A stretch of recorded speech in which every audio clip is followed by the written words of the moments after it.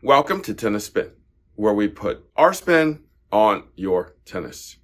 Got a stringing question today from Liang Yu Chen. Question is, can one-piece stringing be strung in two different tensions? I've actually had that posed upon me before, but I'll answer that for you guys today. Stay tuned.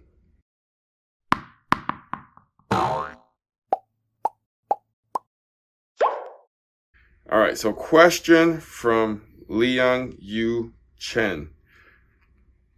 Let's see. I just have my Prince Tour 95 60x19 restrung with X1 biphase at 43 pounds on the mains and 40 on the cross. When I picked up my racket, I noticed it was strung in one-piece fashion.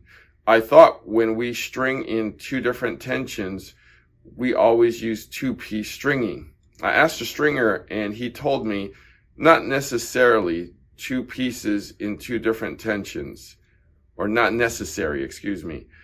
He could drop the tension when doing crosses. He likes this way because string bed looks cleaner with only two knots.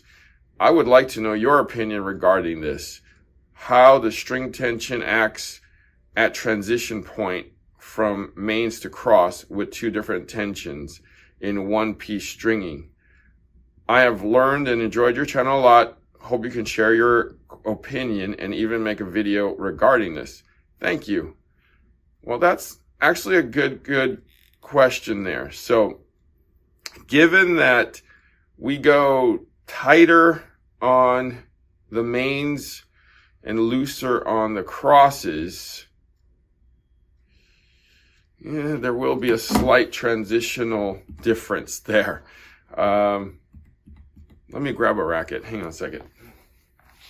Grab something that's similar to that Prince. Well, I guess this Fed one will do. I'm not sure the string pattern on that. The 95, I believe, of that Prince comes in both 16, 19, and 1820. So my guess is that, this is my guess, I don't have one in front of me, on that 16-19 pattern, that it would probably end on the top. So if it ends on the top, so they're both going to come out here, and yeah, there is unfortunately going to be some kind of a transitional difference.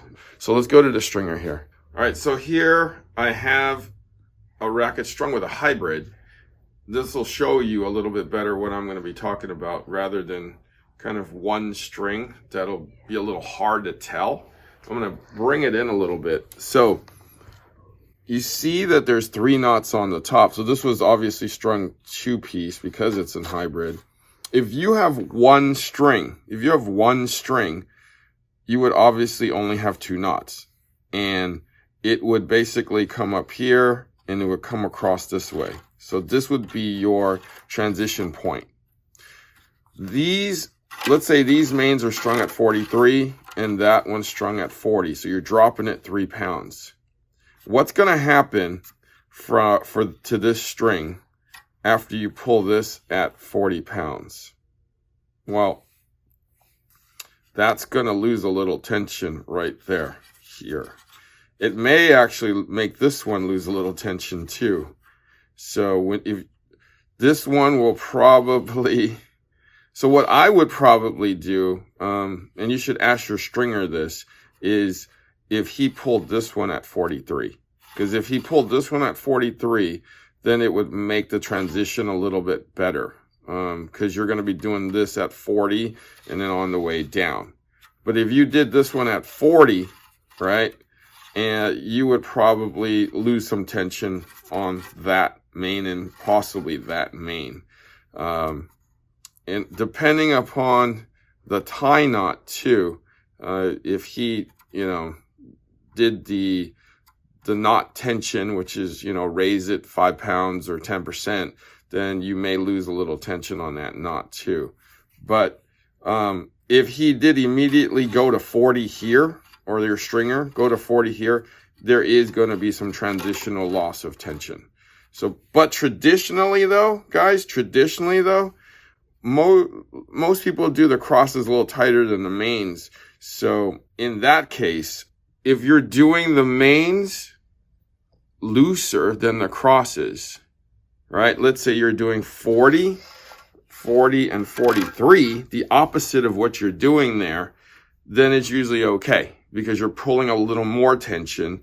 You're giving this a little more tension though, which is usually going to be okay because you're transitioning over. But since you're doing it the opposite, you're probably going to lose, like I said, lose tension here. 3 pounds, probably not going to kill you, unless you're ultra sensitive to, tensions being different on your strings, which most of us probably aren't going to be.